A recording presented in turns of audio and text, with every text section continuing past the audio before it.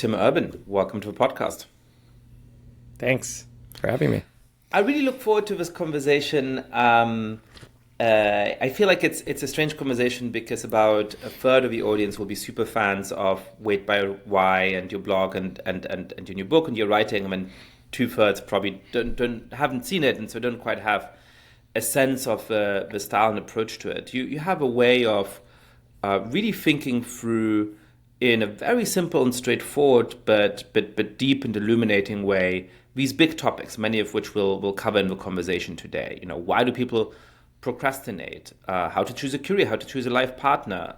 How to think about the Fermi paradox or AI or the state of our current society. Before we sort of dive into a lot of these topics, explain to me your method. How, when you try to think of one of those bigger, thornier issues, how do you think about understanding it, coming up with your point of view, breaking it down, illustrating it in such a way that it really speaks to this massive audience that you've built up? Yeah, there's basically there's two phases. Like the first is I have to build up my own understanding, and then I have to figure out how to explain what I learned. So it's kind of like input and then output. And I'm always kind of iterating on both processes, but like the building up my own understanding, I start with like brute force. So I'll just like read a ton. It doesn't, and I don't need to even evaluate the sources that much when I'm doing this phase. I'll just read Wikipedia. I'll read articles that come up. If I keep hearing about books, I'll buy the book and skim through some of the chapters. If I really like it, I'll read the whole book. Depending on how deep I'm going, I'll start reading actual books. And what happens as I do this is the topic starts to clarify in my head. Just the topic itself, like what are the areas of understanding to even learn? What do I keep hearing again and again?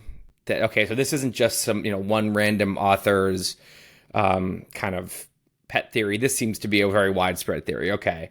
And this weird explanation that I'm not sure is right or it's right, but I never heard it before. Oh, I'm hearing that again and again. I guess I just totally missed that in my life, and this clearly is one. So you start to just orient, and soon it takes a while, and early on it can feel very upsetting and kind of daunting, and like I can't do this topic. What am I doing?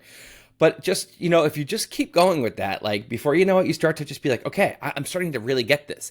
Now you can say, okay, where are the holes in my understanding? And you actually know that now because you can kind of you're oriented to the whole topic. So you can see where it's like, I really don't understand this part of it very well. And I keep hearing about it. So now you can zoom in. Plus you've heard also names come up. So you start to understand who are the really credible people. What are the books that everyone keeps referring to? And okay, so now you're actually going, again, if I'm going to write a 1 week blog post, I might not go that deep. But if I'm going to write a much longer thing or a book chapter or a longer post, I'll go and actually, read a bunch of books, a few. And then, and now I say, okay, now I understand the topic. And now I'm prepared to start going into phase 2 and being like, okay, how do I want to explain this? Most of what I learned will not make it into whatever I write, just inevitably. And my goal is to like, if you can be a 1 through 10 expert, 1, nothing, and 10, you're the world's leading expert. I don't mess with the 8, 9, and 10s. That's years of work that I'm not going to put in. I want to get myself to a 5 or 6. But if I want to teach it at a 5, I want to get to at least a 6 myself. I want to have a, the way I know where I want to be knowledge wise is I could write something and then the people who read it do a Q&A with me.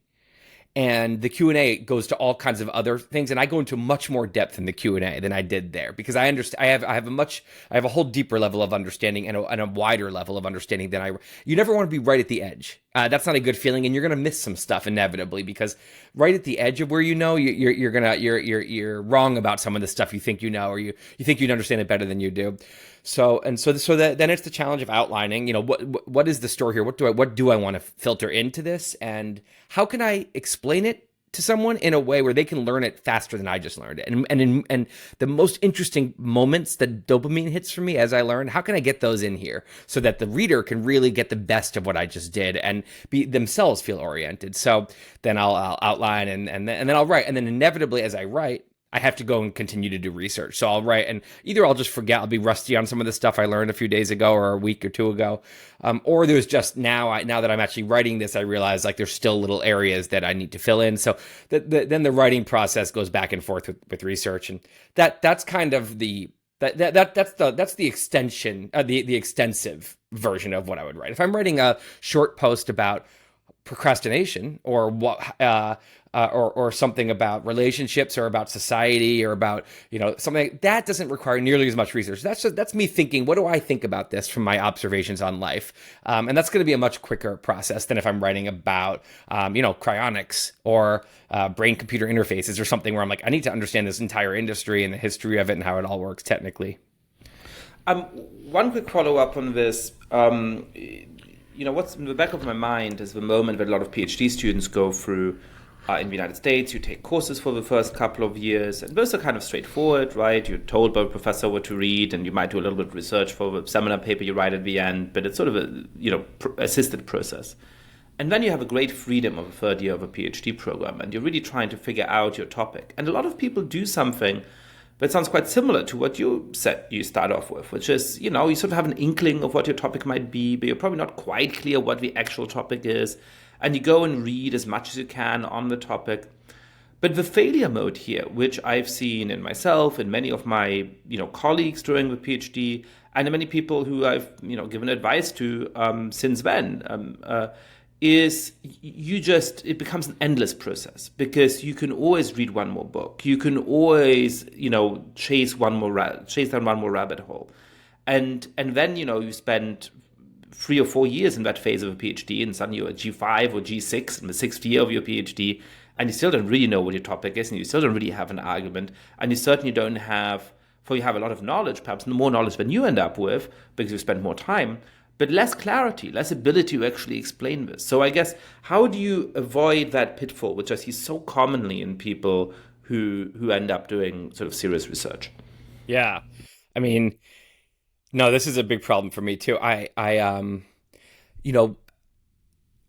for the first few years I was writing blog posts, I had the limitation of, I'm supposed to write something each week. So that's just a giant limitation, which just, when that's there, you just do a lot of self-regulating. You just think, I don't have time to read books right now. I need to do what I can from the articles I've read, or maybe I'm going to extend this, and maybe this is going to be a little bit longer, but I'm still under the gun. So I can read these 2 books, and then I just got to skim 2 more. I certainly can't keep reading books. I need to move. And your perfectionism, which is one force here.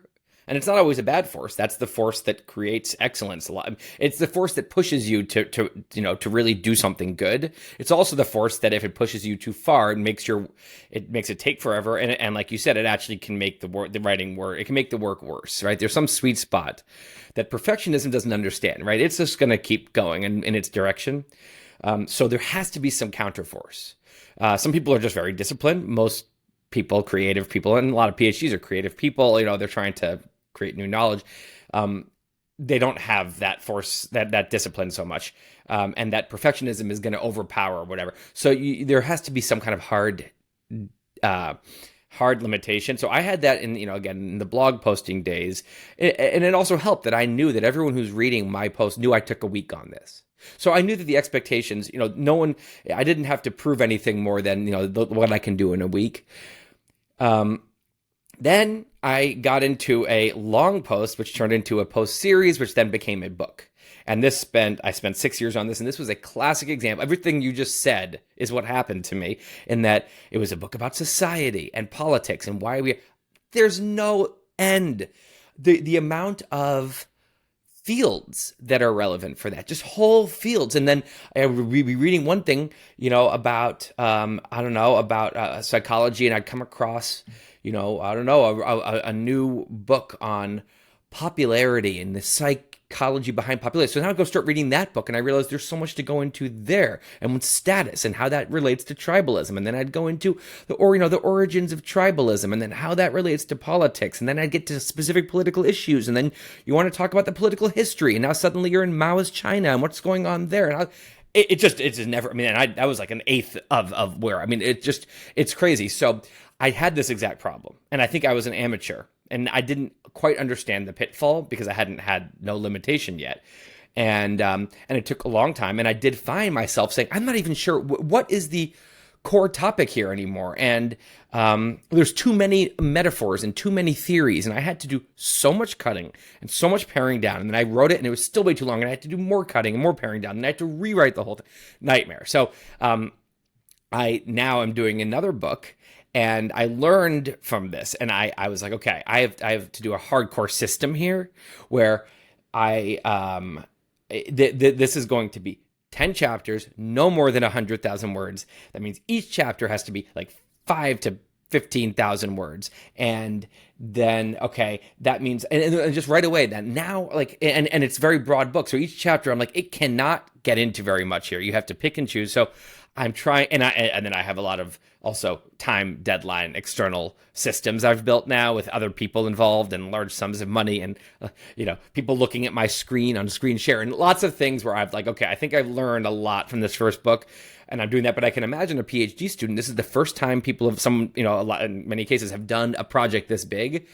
And it's even harder for them in some ways because I'm trying to synthesize existing knowledge mostly and maybe come up with a new way to frame it. But PhD students are trying to add to knowledge. They're trying to become a source that someone like me would read. That's harder. I mean, you need to get to the primary sources and figure out something new. So I feel for them. Yeah, so I think they are obviously very different enterprises. But one piece of advice that I think does come out of what you were saying, but I would also have, if any PhD students are listening, sorry guys, it gets better after grad school, is that people tend to think too much about the project as a dissertation and too little as a book.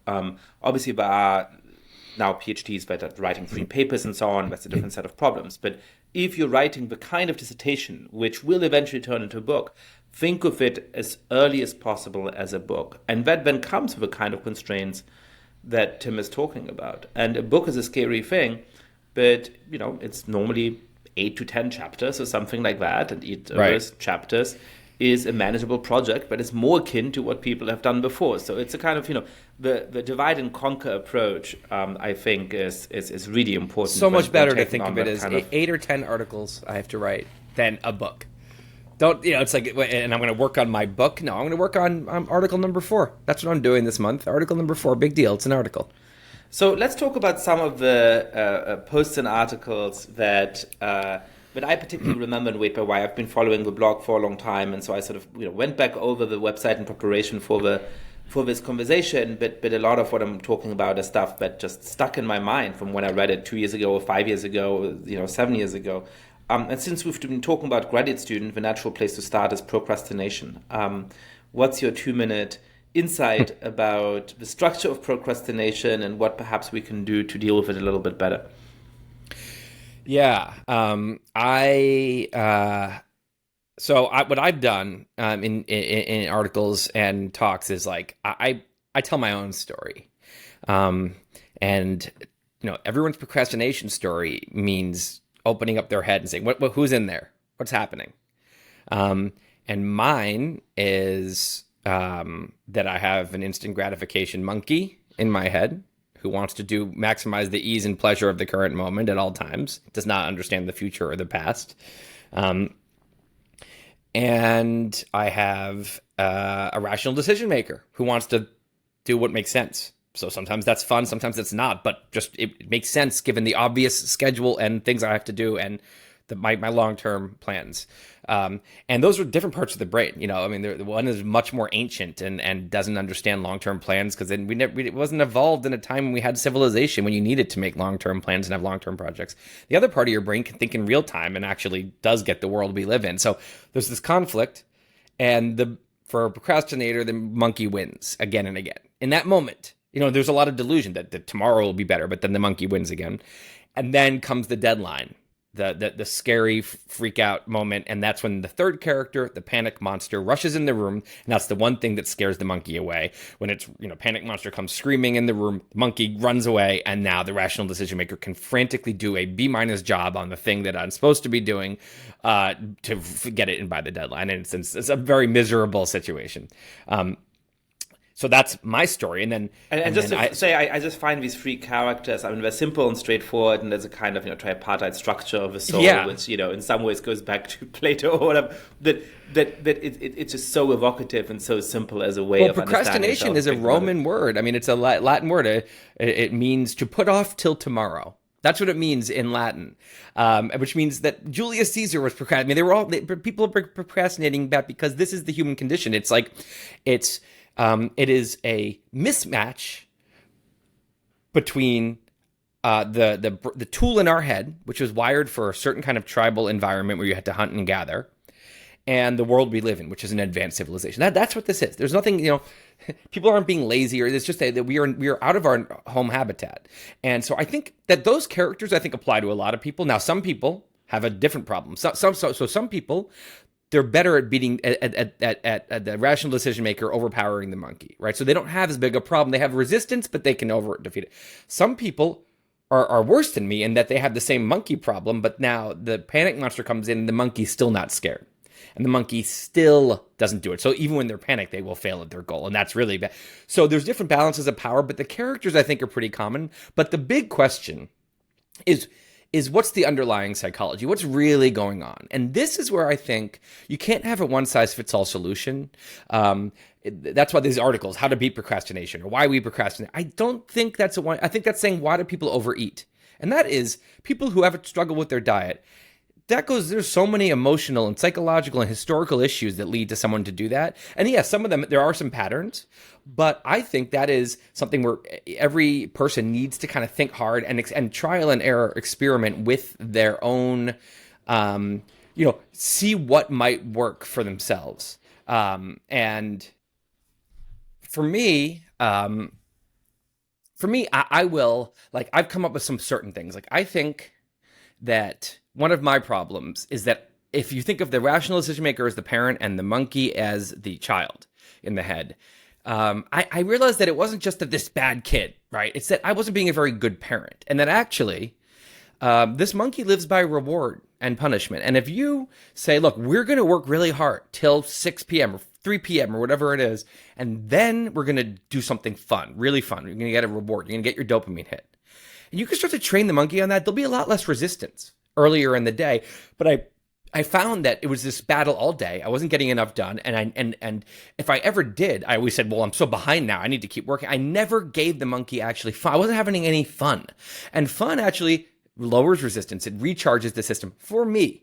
So this is something I've learned. And I talk about this, when I do talks on this, I'll go through some things that have worked for me, but I always encourage people. I'm like, experiment. Figure it out, because this isn't that, it's not that different than training a dog. It's not that the monkey's actually not that smart. You can outsmart it, but you have to get creative and try new things. You can't keep banging your head against the wall with the same failed thing and be delusional that it will somehow work tomorrow. There's a small element of what you said that I found really interesting, which is that, once you're being productive, the temptation is to just stay with it until you're exhausted. And that can be a failure mode. There's all of these articles about how writers write, and a lot of writers have a daily goal of 1,000 words or something like that. Some have 500, and some have 1,500, and it depends in part on the kind of stuff they're writing, right? And I think that's good. It's a daily habit that you're building. But one interesting difference is that some writers say, look, I want to have at least 1,000 words. And then if I have a productive day, I might write 2,000 words, 3,000 words on that day, right? But others say, I forget who it was, perhaps Hemingway, some famous writer said, no, I write exactly 1,000 words a day. And if I'm really in the swing of things and I'm inspired and I really feel like I could write 3,000 words today, I stop at 1,000 words. Why? Because if you write until you're exhausted or you write until your creative impetus is spent, you come in the next day and you're like, okay, what do I do now? I need to build up the momentum. I need to, what's the first sentence going to be? I'm in front of this kind of new problem. Whereas if you cut yourself off in the middle, then you come back the next day excited, like, okay, fine, I get to finish this thing where I felt like I had the energy, and I kind of know how this part of the story or article or whatever it is that you're writing ends, and so you come in with a very different kind of fresh energy. So I feel in a weird way what you're saying is in conversation with that. We all grow up with this. There's school, gotta suck it up, you gotta do school. Bell, 3 p.m. freedom, right? Monday, Tuesday, Wednesday, Thursday, Friday, TGIF, freedom. Right, summer vacation. Right, this is mini, larger and macro, same kind of structure. You have to do this, but then you're free. And now imagine they said, oh, if you're really flowing, if you're doing well at school that day, you're just going to keep going. We're going to go till 7 or 8 or 9 p.m. Or if you're having a good week and you're really doing well, and if Thursday, Friday, we're going to come back to school Saturday. It would screw up all the psychology. And so that's what Hemingway, or whoever it is talking about. I totally agree with that. I think there's something, this is something that I always thought I did school, I did that, and I hated it, and I hated that structure, and I hated the Monday through Friday thing, and I thought, I don't do that now. I work my own hours, and I have a lot more freedom and whatever. But actually, I come back to that and think there's some wisdom to the yin yang. I work, play, kind of, it's not really up to you. It's this bigger thing that you just got to do your thing. And I think there's something about, I got to get to the 1,000-word mark, and that's the bell, and I'm free.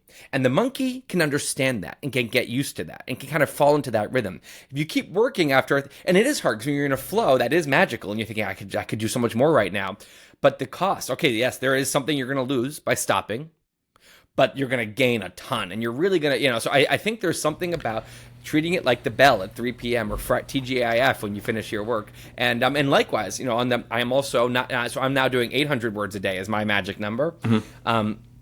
And I'm also doing weekends off, which is brand new for me. I have spent 20 years. I was going to ask you, so you became a parent recently, right? And, yes. And one thing that strikes me is that, I'm not a parent. And so, in some ways I have endless time. I mean, I have a lot of obligations and responsibilities and things that I'm doing, but I have quite a lot of work time available to me. And so I do end up procrastinating, a good amount, just because, time doesn't feel as precious as a resource as I know it does to many of my friends who now have young kids. And I'm always struck, I always wondered about how much productivity does or would decline when you become a parent, because obviously the amount of time you have available to devote to work is much, much lower. But on the other hand, perhaps it does reinforce this kind of structure. We're like, man, I have 9 a.m. till 5 p.m. And in these hours, I want to get all this stuff done. I got to get all this stuff done. I don't know that sort of, it's wonderful to see your kids. It's also a lot of work. I don't know that you're exactly keeping the instant gratification monkey happy. Perhaps this is more of a panic monster that's sort of telling you after 5 you're not going to be able to do anything. But I guess how has that in your life transformed now that you have a young child? Do you feel like you get less done, or do you feel like actually you just use those hours more productively than you would have done in the past? Yeah, it's funny. So I was this exact situation where I had no limitations, right? I was like, I often would, not really even get started on the work till the afternoon, because I just knew I could work till dinner. I could work after dinner. I could work late at night. I could work Saturday. And this is very new. I have a 6-month-old, so it's very new. And basically, so for one thing you learn is that, and I think most parents would probably agree with this, is that it's not even like, oh, I should spend. You want to spend time with them. You really don't want to not see them. It's really upsetting to not see them. And so, but I also need to get my work done. So the arrangement that I have going right now is like, I'll do mornings a lot of the days. The first thing, 7, which again, I'm not used to being up then. And then 6 p.m. I'll do the night. So I'm on at 6, which is like, a good quality hour. And then weekends, I'm free to spend a lot of time. And so that 6 p.m. thing it takes some adjustment, because for a while I kept doing my normal thing. I get to the computer at, 9 or 10 a.m. And I had this great feeling. It's a very happy moment when I think I have the whole day ahead of me. Look, it's the internet. Oh, my texts. Oh, look, it's Twitter, right? It's, this is ESPN.com. This is, let's dig in, right? The fun land. And of course, the delusion is I'm just doing this for 10, 15 minutes, and then we're going to get started. But of course, that goes on and on and on and on. And I would actually do that. And then it would suddenly be 4, and I would think, oh my God, I have to actually stop in 2 hours. Like, no joke. I really have to stop in 2. And I would be so upset that night thinking I didn't get anything done. And so it is a learning process and adjustment, but I found myself having a much more urgency early now and actually seeing that looming deadline, which is a very healthy feeling. I'm like, oh, this feels great, actually, to have to work early on. And so this is a little, almost obvious. I think people have probably heard people say this before. It has made me more productive. And the reason is that I used to, again, I worked on weekends and I worked at nights a lot. So you think, okay, this guy is working so many hours. If I actually time logged my hours, the actual time when I'm deep focused, working really hard, very focused, it was probably 20 hours a week max. If you actually looked, and I bet some of those weeks were like 8 or 10 hours, some really failure weeks, or even 5 or 6 hours, right? I mean, if you really got into it, if I had some of these really procrastinating weeks. So the time was never the problem. We always say we're so short on time, but it's that I think we're short on discipline. Like the time was not my problem. I had the time and I still have that time. So the point is that, whatever it is, 10 to 6, 9 to 6, Monday through Friday is more than enough time to do everything I want to do in life if I'm really being productive. That's still a big if, but it was inspiring because I was like, okay, this baby does not have to change anything about my actual productivity if I can develop better habits. And so far, with my 800 words a day thing, it's early, but it's been good. I've actually made more progress through this next book with a baby than I ever did in this same amount of time on the last book without a baby. So now we've solved listeners' problem of procrastination. Just have a baby and Perfect. be disciplined, something Done. like that. Yeah. So next question, how do you choose a career? Yeah. Oh. Well, so one thing I would say is, imagine someone they're single and they would like to be married, right? And so they sit inside and they think about what person they want to marry, and that's what they do. They just sit there and they make spreadsheets and they research and they and they come up with a whole rubric, and they try to sit there and figure out how do I want to be when I meet this person so that I can win them over, and who is this person? They just do that. I think we'd all agree that's probably not the way you're going to find your life partner, sitting alone inside thinking about it and planning for it and making decisions. You got to just go on dates, right? We don't know ourselves that well. We don't know other people that we don't know what we like. We're not that good at dating. We're not going to present our best selves on dates until we start to get better at this and get more confident.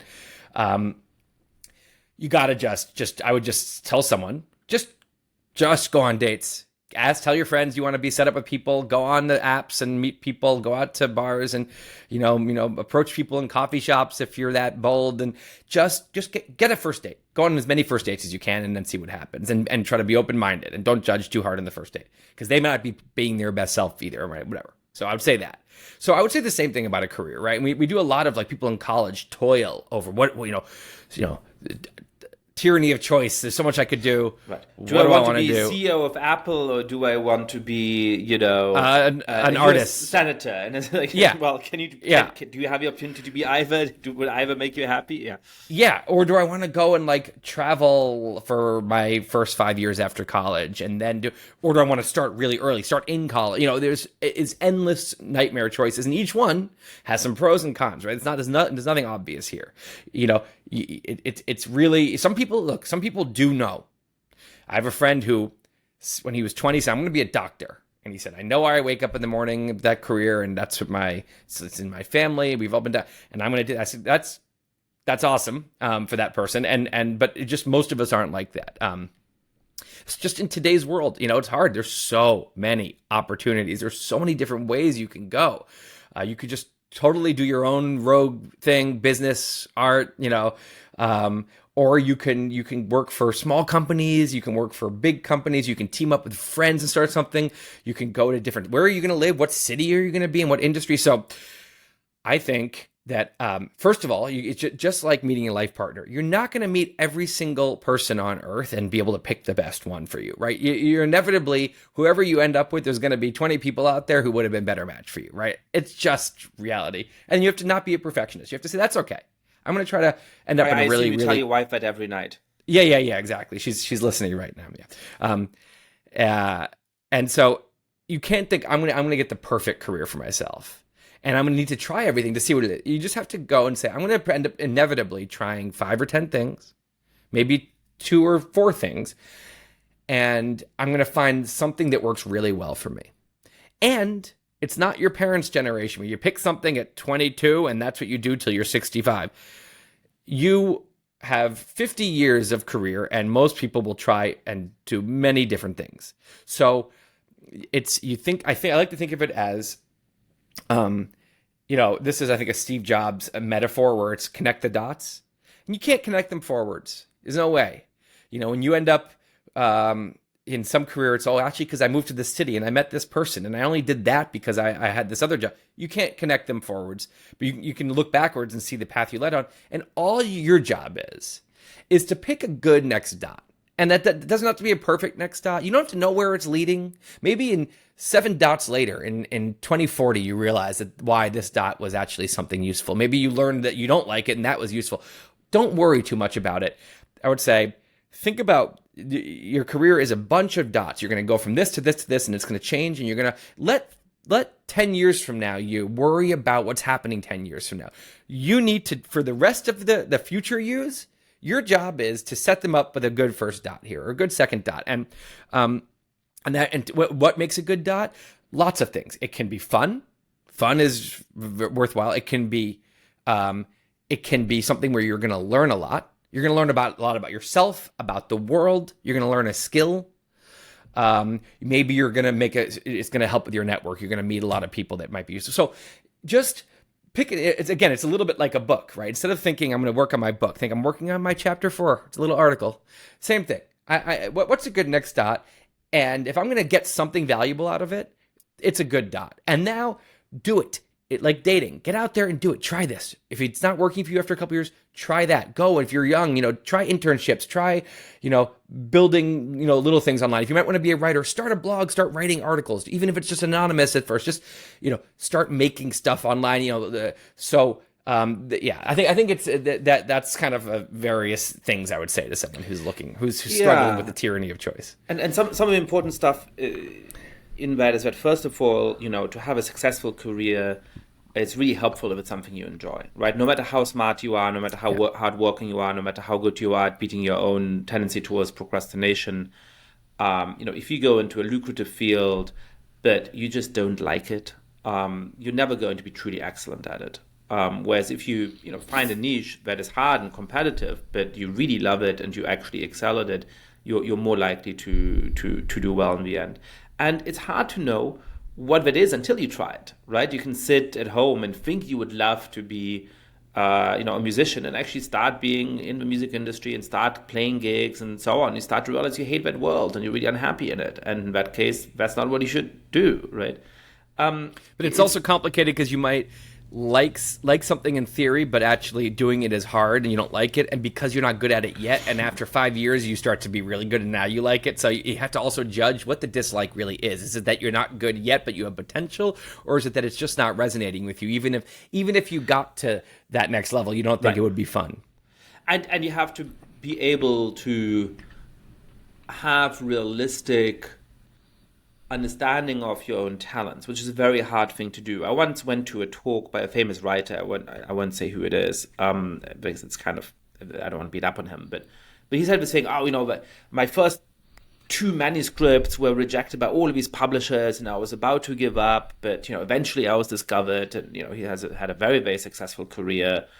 Lots of TV shows based on his books and so on. And he said, like in the end, it's just, do you need to do it? Do you feel like you must do it? If you feel like you must do it, you should be a writer. And if not, then not. And I thought that was terrible advice, because actually there are some people who love writing, but who could perfectly happily have had different careers, who could perfectly happily have ended up as doctors and had good lives. And there's other people who truly just love writing, and that's the only thing they feel in their mind, because they've sort of constructed their own identity in that way, but the only thing that's going to give them satisfaction in life is writing. And that's just not good. They're never going to get discovered. They're never going to make a successful living as a writer, or even have a kind of recognition that they crave of other people reading their work and so on. So of course, you need to be passionate about what you do. That is, I think, incredibly helpful, even on a purely instrumental basis. But that kind of romanticized idea, I think, is just really, really dangerous. But I wanted to point out something else, which is you made this comparison between choosing your career and finding your life partner. And I think what's similar here is this sort of sense of, this is this momentous choice, and it's a really important choice, and we don't have enough guidance as to how to do it socially, and people get in their heads about it and they get confused, right? But what's a little bit different is that the kind of solution you just offered to the first problem doesn't seem to be available in the second problem exactly, right? Which is to say that if you choose a career, if you've been in the career for 10 or 15 years, you can actually change careers. And there's ways sort of bit by bit to change your career, right? Perhaps it requires quitting a job in a dramatic fashion and doing something completely different. Or perhaps it means sort of little side steps and, over a period of 10 years, you're suddenly in a different kind of career without there ever having been a sort of huge break and crisis in the middle, right? But obviously that isn't exactly available as a strategy with a life partner. It's available early on when you're just going out on dates and, discovering yourself and dating around a little bit. But once you've chosen a life partner, I think that choice feels harder because, you can't then drift into a different partner. Obviously, you evolve and change and so on, but that's not quite the same, right? Some people have a different philosophy, and they're not especially, either they're not monogamous or they are, but they don't believe in marriage and they don't intend to necessarily be in something forever. So I think for some people it can be like that, but I think for me, and it sounds like you, and for most people in our society, maybe because it's kind of hardwired into us, or maybe because that's what our culture has trained us on, we do plan to date until we meet the one, and then get married and stay married forever, right? And I don't think there's I think people who don't believe in that might say, oh, that's so you're just being so rigid. You're doing that's not what humans are meant to do. On the other hand, I think there is something hardwired in us that just is hardwired for monogamy, and I think can be very happy with that. And I think something for me, actually, Tim, whatever the cause of it is, it's a thing that's hard to overcome, I think. And my example of that is that when I was growing up in Germany, a lot of my parents' generation were people who were part of a student movement in the 60s.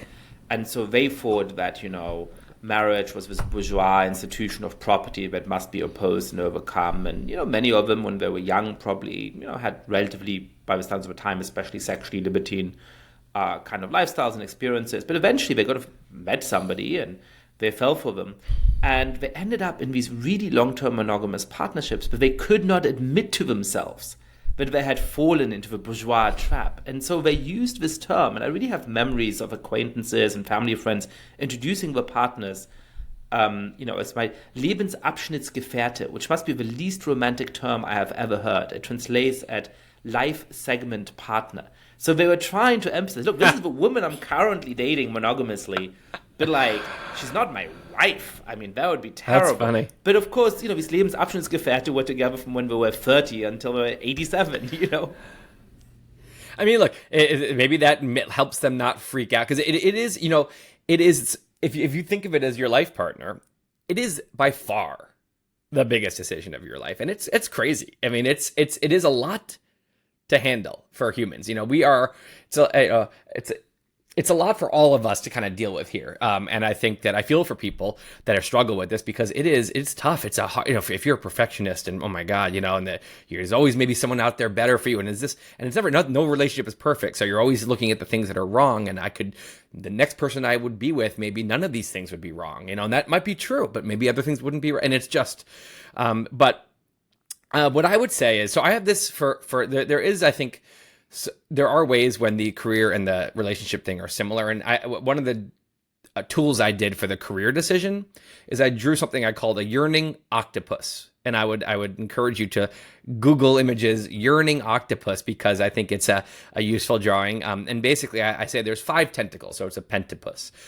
And each one is a different thing about careers that people go for. So one is personal, achieving your potential, self-esteem and identity. And another one is lifestyle, and it's, freedom and money and flexibility, and then the other one is practical. You just need to actually pay your debt and have food right now and security. Moral, are you helping people? Are you changing the world for the better? And then social, what do other people think? Are you admired? Does it give you status? Right? These are totally different things, and I think it's not that any of those are more worthy than the other. It all depends, but I think it's worth thinking about what part am I just totally driven by the personal tentacle, and I'm totally ignoring the others or whatever, or is it actually all I care about is the social one, and actually I'm way too driven by what other people think, and I want to seem admirable, and that's actually I'm sacrificing all the things I care about to for what other people think. It's worth looking at that, and I would say for relationships it's something similar, which is that if there's different things you might want in a relationship, there's the sex life, there's lifestyle, doing stuff together, there's doing stuff out in the world together. There's also how it is when you're on your couch alone watching TV.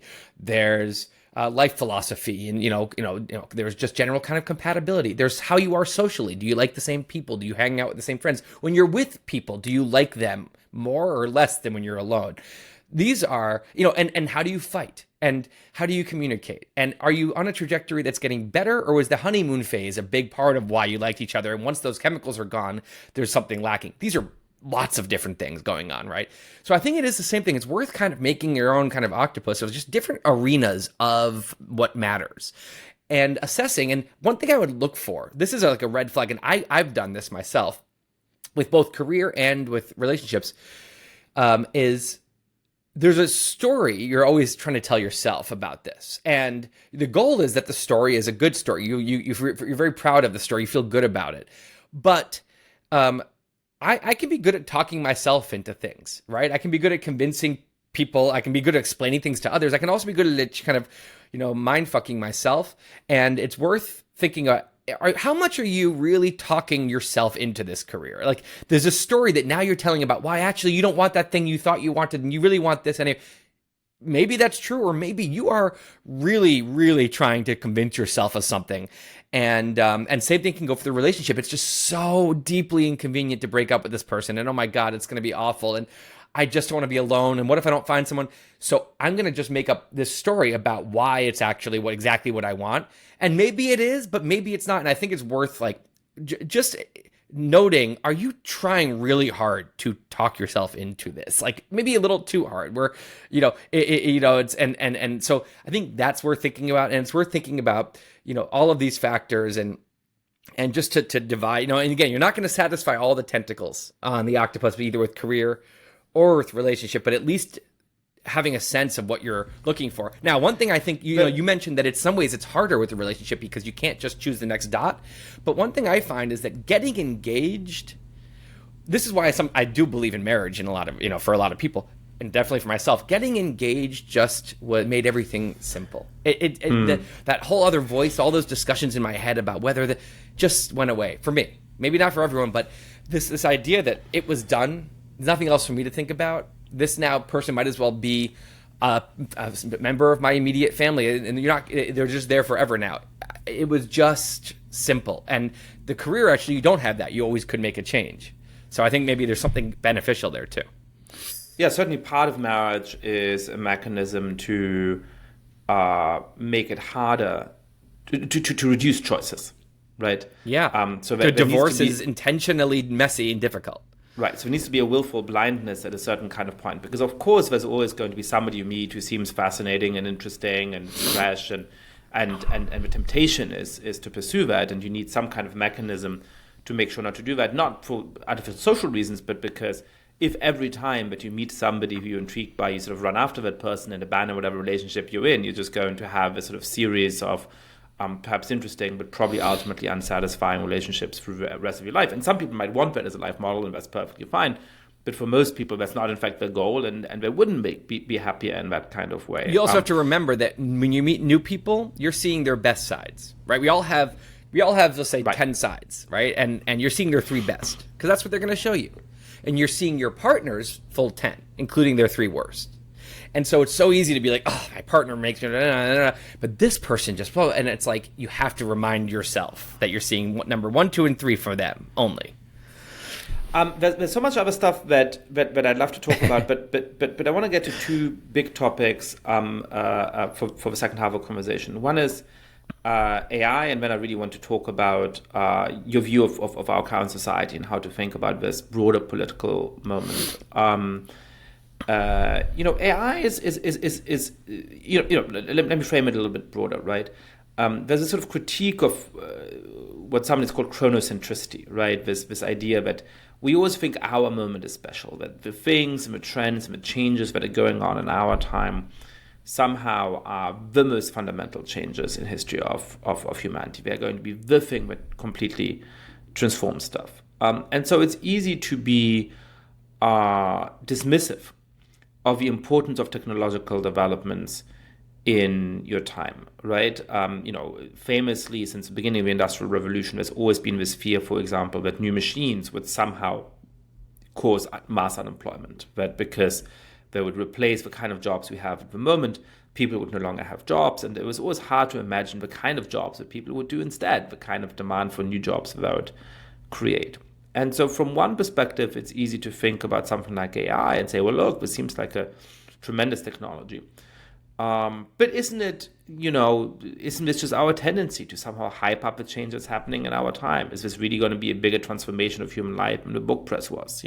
Won't we, perhaps everybody will be a yoga teacher and we just don't want an AI yoga teacher. And so we're still going to have these jobs, On the other hand, it does seem like it's different, right? I mean, general artificial intelligence would be able to replace jobs across a huge swath of areas, for example, in the kind of way in which more narrow artificial intelligence that just mechanized or automated a particular kind of task was not. All through this time, humans were the most intelligent creatures on Earth. It is at least imaginable and perhaps likely that within a relatively short span of time we will no longer be. So how do we sort of reconcile these conflicting instincts about how to make sense of the AI revolution that's taking place all around us? Yeah, no, it's well said. Like, I think the hard thing is that both stories will prove true in different ways. So, in some ways, this will repeat patterns of the past. People over thinking that certain things are the end of days that turned out to be just the next version of something that's happened many times. People thinking that all the jobs are just going to disappear without we're thinking about all the new jobs that will appear and all the ways that AI will actually collaborate with humans as opposed to take their jobs. And think that, something is going to change absolutely everything in a way that it only didn't change that much in certain areas, right? So there's going to be some of that for sure, because we do have the tendency to overrate change. That said, this will also almost certainly be there'll be an element of unprecedented change. This will be different than all the other times in history. And that's not naive to say that, because a lot of people have thought that. But, you can do these litmus tests by just zooming out on the story here. And it becomes very clear when you zoom out that, like, this is an extremely special time. You're not naive to think we're special. We are special here. And the reason is, the one, like, little metaphor I use is, a 1,000-page book. If all of human history were written as a 1,000-page book, 250,000 years or so of human history. So that means each page is 250 years, right? 4 pages is a millennium. And so if you look at that book, the first 950 pages of that book, pre-agriculture revolution, is just hunter-gatherer. So 95% of the book, nothing really happens. All the actions in the last 5%. But even within there, I mean, from 10,000 BC to, 1,000 BC, not that, yes, the empire, cities start and agriculture and giant advances writing. So, big things happen, but it happens very slowly. And, things start to speed up and you get to page 990. So now you're 99% of the way through the book. You're at AD. You're at Herodotus and Aristotle and then, Jesus and Julius Caesar. That we're talking the early 990s. So we're in the last percent of the book when those people are doing their thing. And then the reason I like the 1,000-page book is it gets to just the last page. Just the last page goes back to right before the Industrial Revolution, right before the U.S. starts, modern liberal democracies, the early 1770s.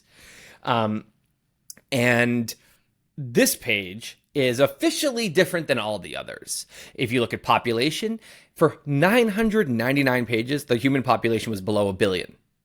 On this page alone, we go not just cross the 1 billion mark, but the 8 billion mark. I mean, that's crazy.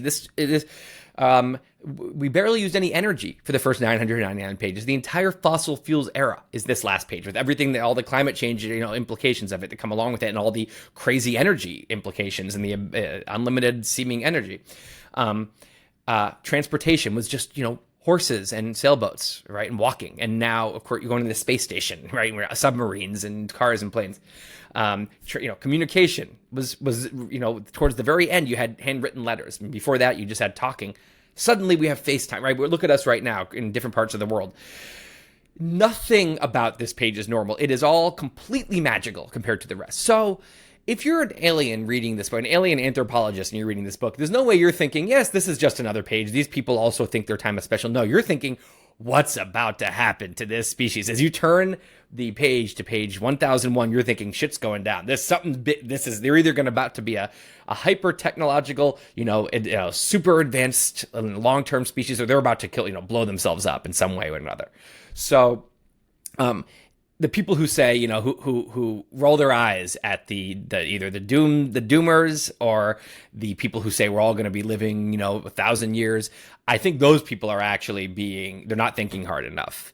That said, as I said, it won't all be crazy. Some stuff will turn out to just be another advance, and another big advance, but the world settled in and actually it didn't change everything. So it's hard to know what those things are. Now, you brought up AI. AI is obviously a great candidate for being one of the crazy, unprecedented things that really is not like anything else.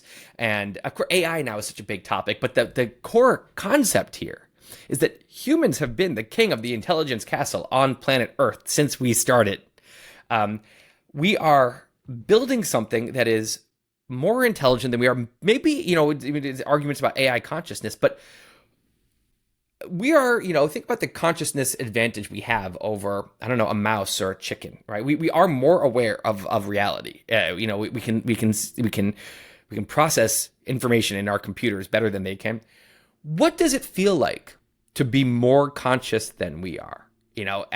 Whatever that entails. We might be, maybe, building something that looks at us the way we look at a chicken, where they think, even if I tried to explain this thing to it, even if we tried to explain something to a chicken, there's just a limit on how aware it can be and how much it can know. This thing might be able to think in ways and do things in ways that we can't even understand, even if it tried to explain. I mean, that is so mind-boggling. And what's that going to do? That's bigger than the printing press, right? That's bigger than the car. Bigger than the integrated circuit. I mean, we're talking about just a seismic, unprecedented change. So, but maybe 50 years from now, it turns out it was really hard to build super intelligent AI, and we haven't actually quite done it yet. There's nothing more conscious than we are. That also could be true.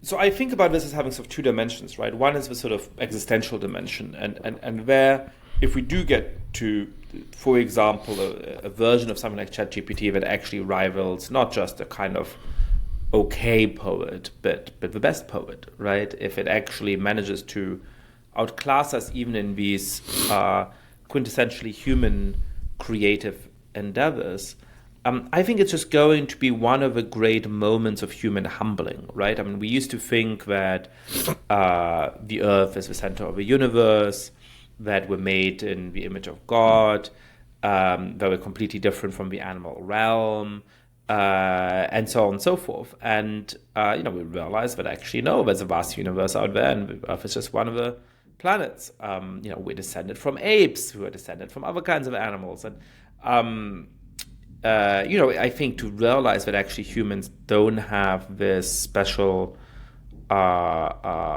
place in creativity and in the ability to understand and interpret and conceptualize the world would be sort of on a par with that as a moment of human humbling. Then there's just the more consequential dimension of, all right, would this make society better or worse? And would an AI that's truly super intelligent either stay under our control in some kind of way or sort of be benevolent towards us, or would it treat us much like we treat chickens and other kinds of animals that we think are far below our capacities, which by and large, involves occasional kindness, but by and large involves unspeakable cruelty. How do we start thinking through that? Yeah, I like to think about like short term and long term here. Like the creativity example, like taking our jobs example, and these are short term, like meaning the next, I don't know, 10 to 20 years. And those don't bother me so much. I think for creativity, for example, so think about chess, right? It's a perfect example of human humbling. We thought, a computer will never beat a human at chess, and of course it did. And then we thought a human won't beat a human at poker, or a computer won't beat a human at poker, and then Go, and then of course AI crushes us at all these things now. But why is Magnus Carlsen famous?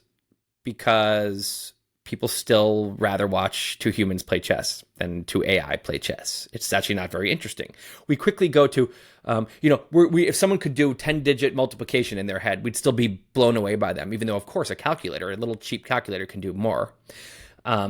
So there's something where I think something with creativity too, maybe, where we will say, yeah, of course, we'll get used to it. We'll say, of course, AI is better than us at those things, but it's boring when AI does it.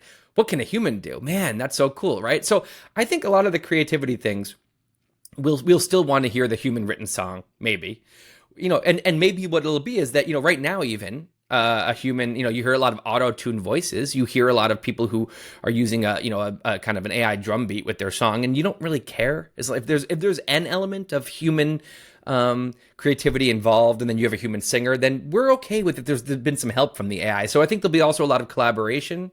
And that one I would predict settles into we thought it was going to be a bigger deal than it was thing, where you still have plenty of artists and you still have plenty of, different kinds of human creativity. And same with our jobs. I kind of feel like there's going to be a lot of human jobs, still a lot of need for humans to supervise or to do collaboration. And I do think eventually there might be kind of some growing pains, bad decade, economically. But I think that if you have all this AI doing all this, if you say, don't have AI truck drivers, because then you're going to lose all these human delivery drivers and truck drivers. Well, okay, but now what you're saying is we should their salaries are essentially welfare, and we're going to keep them working to get the welfare. And it's like, just give them the welfare and let the AI do the job. I think eventually that will click. It's going to take some big adjustment, but I do think some kind of UBI thing is going to make a ton of sense. And I don't think we're going to, once we get to that world where everyone now kind of has a decent salary without doing anything, and AI is doing most of we're not going to wish we could come back here. And it's going to seem silly. It's going to seem like the Luddites to want to come back here and not have that happen, because this rubric in our head where people have to be doing the work themselves.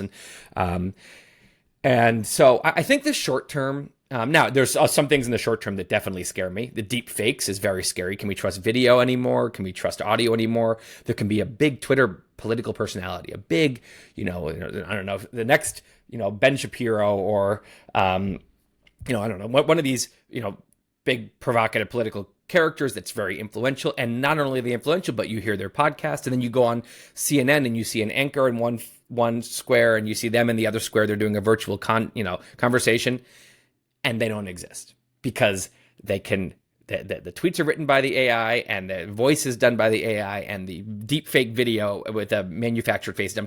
That's pretty scary, and that starts to be like, man, we're not, our brains are, not really meant for that. We are convinced by things that seem like people. So it might not need to actually be conscious. If it seems conscious, it might be able to do a lot of very serious damage. Trust in our society is already kind of, hanging on by a thread. And this is, this could start to shake the foundations of like a liberal democracy. So that does scare me in the short term. The long term is when you get to like there, first of all, we have an if we will get there. I don't think we know yet whether we can truly build artificial superintelligence. Maybe there's some limitation we don't understand.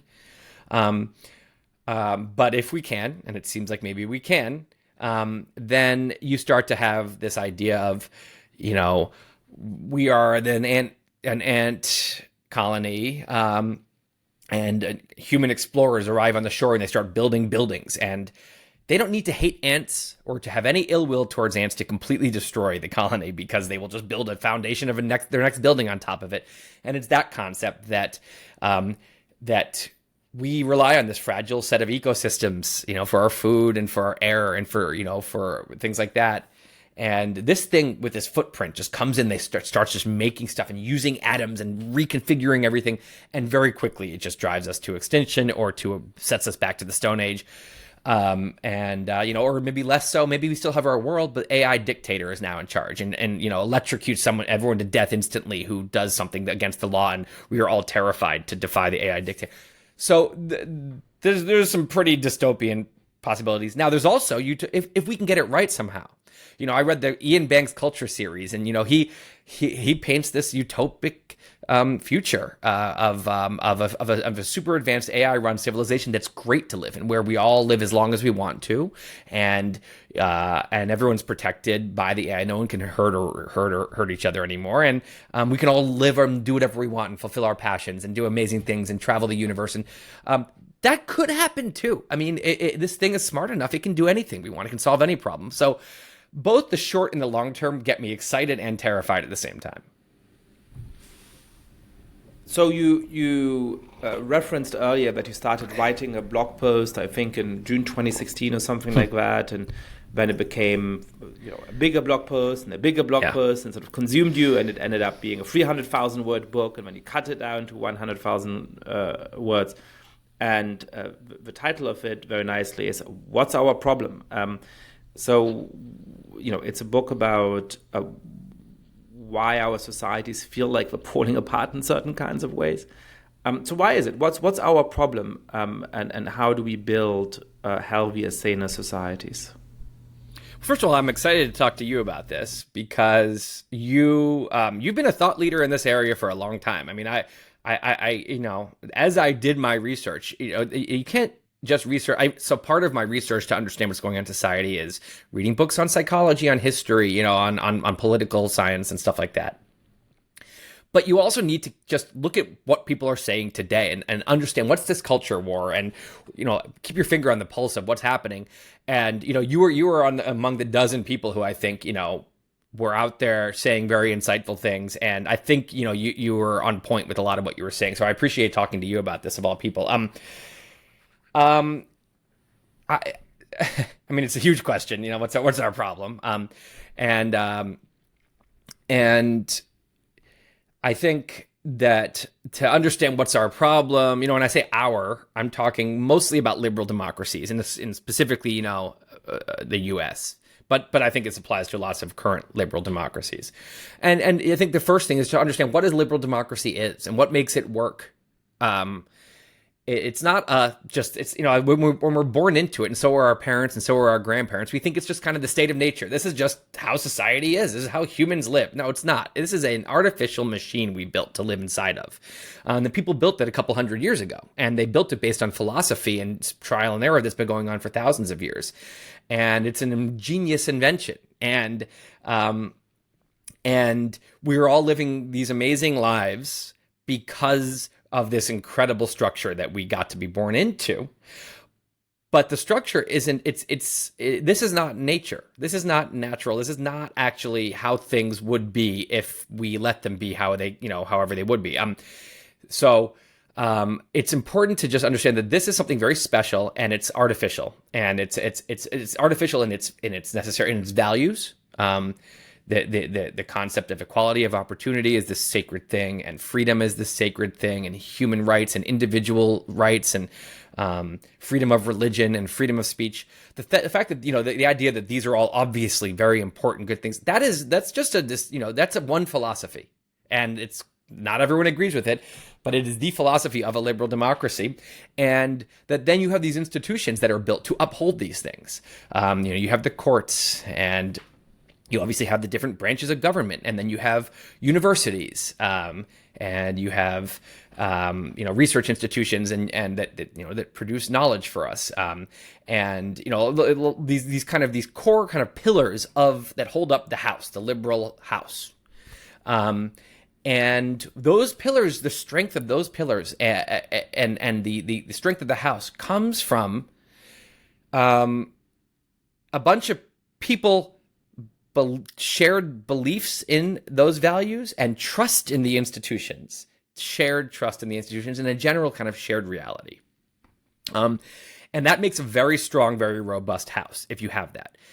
But those things can deteriorate. There's no, these aren't actual physical steel beams. These are kind of abstract beams based on things like human trust. And what you've seen is a very big shakeup of our environment in the last, 50 years, but especially the last maybe 10, with things like the media landscape changing from broadcasting to the whole country to these, tribal narrowcast news stations that are entertainment more than news, and social media. And the advent of this thing that that algorithmically incentivizes outrage, that is easy to manipulate. For foreign countries can get in there and start culture wars, and this concept of that these things are creating separate realities for different political tribes, and that the concept of political tribalism rising up as the core source of tribalism. It's not racial tribalism anymore. It's not national, xenophobia tribalism. This left versus right, red versus blue color war is because of things like the media and social media and some structural changes to the Congress and everything. Like, you end up with this binary color war across the country. We always are tribal, but the tribalism is usually distributed. Some people are worked up about their local politics, and other people their state politics, and they're national. Some people are much more patriotic and they're anti Soviet Union in the old days, or Germany, or whatever it is. Those have all fallen away and leaving one tribal divide that all this tribalism is concentrated into, and then it's been hypercharged by the media environment. So the bigger story there is that it has, I think, threatened the liberal house, the strength of it, in a very serious, very scary way. And that I focus in on, two stories, a shorter version of the kind of MAGA Trump story, and then, in general, the kind of decline of the Republicans from Reagan to today, and how it's become the opposite of what they used to stand for. And then the social justice movement, the woke movement, specifically the woke movement, which I call social justice fundamentalism, which I think is the opposite of Martin Luther King style, gay marriage movement style, women's suffrage movement style, liberal social justice. I think it is the opposite of those things, of those movements, in that I think those movements, the liberal social justice movements, their goal was, we want more liberalism. We want this liberal house to be truly liberal. We want it to actually represent the things it stands for, that people are created equal, that, that everyone has equal rights under the law and things like that, and that we don't live in any kind of apartheid. And so it's trying to let's make this house better. The woke movement is a wrecking ball outside the house that says the liberalism is bad. It's based in Marxism. It says liberalism is bad. This house is bad. We need to knock it down.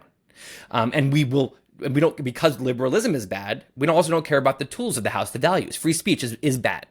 We're not going to, instead of, using free speech to make the house better, using the tools of the house to fix the house, we're going to try to break the tools of the house and the house itself. And I think the MAGA movement in a lot of ways is the same thing.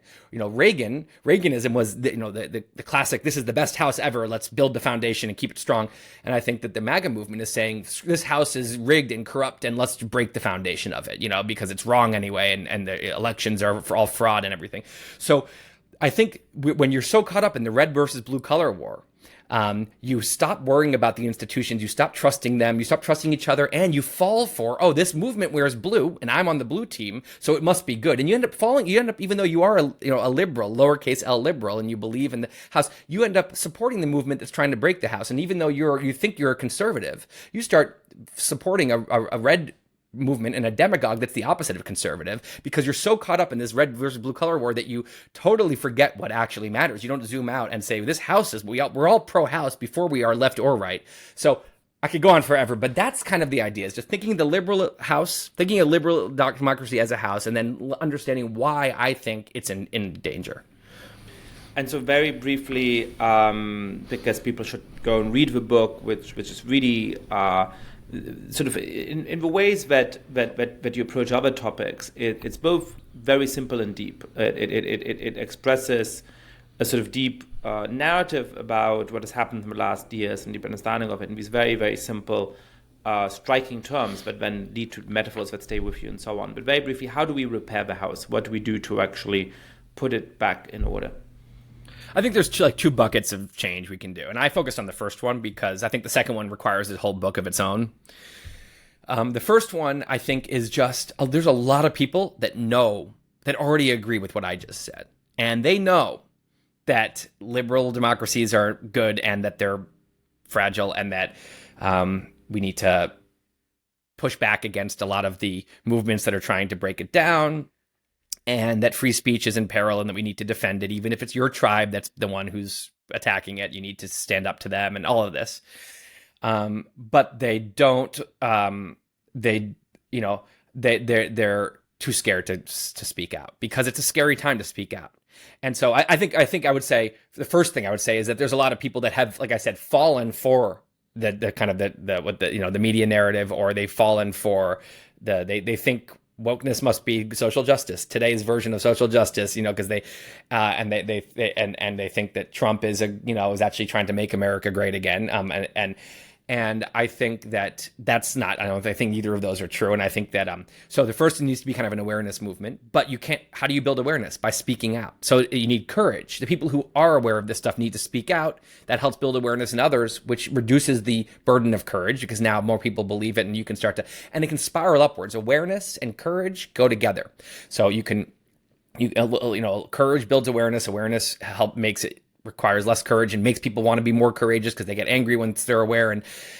But on the other hand, but I think we've fallen into the opposite spiral, which is what's the opposite of awareness and courage, which is kind of like delusion and cowardice, right? And so cowardice makes people be quiet, which allows the demagogues and the demagogue movements to indoctrinate people, and so builds more delusion, and then delusion makes it scary. Now more people believe those things. It's really scary to speak out, so more cowardice. And so I think we've fallen into kind of this, this spiral of silence and delusion, and I think we need to get out of that. And so the best thing you can do is, if you do agree with me on these things, is start speaking out to your friends. If you want to go public with it, even better, in classrooms. And it's hard, and you might suffer some consequences, but it's worth it. This is an existential threat. So awareness and courage, I think, and that's, of course, that's a soft solution. That's not, concrete, but it is, I think, the low hanging fruit. I think so much can actually improve just with those things. And I think I'm starting to see it. I think cancel culture has less power than it used to be. It's less fashionable than it used to be. More people are comfortable criticizing, the woke movement. I think that I would like to see more Republicans, running for office that are willing to criticize Trump. It's slow to happen, but and then the second bucket of things is stuff that people like Jonathan Haidt and Tobias Rose Stockwell and Ezra Klein and other people have taken cracks at, which is we need specific structural changes, either to social media algorithms or to primary, the rules for primary elections, and many other things. There are structural ways we can tweak the environment to be less harmful, to be driving things in this direction less so. So I think that there's I think that once we have the first thing going on and more people are speaking out, we could talk about the problem, because if you don't have awareness and courage, you can't even talk about the problem. Once we can talk about it, now we can start saying, okay, what are some concrete steps we can do? And that's, I didn't dig deep there because that's a whole other book. Maybe I'll do that book one day, but I just think, I'm just going to focus on that first thing, which is, let me try to paint why I think this is a problem and what the problem is specifically and how we got here and why it's so scary. And then, encourage people to start speaking out about it. Tim Urban, thank you so much for coming on the podcast. Yes, thank you for having me.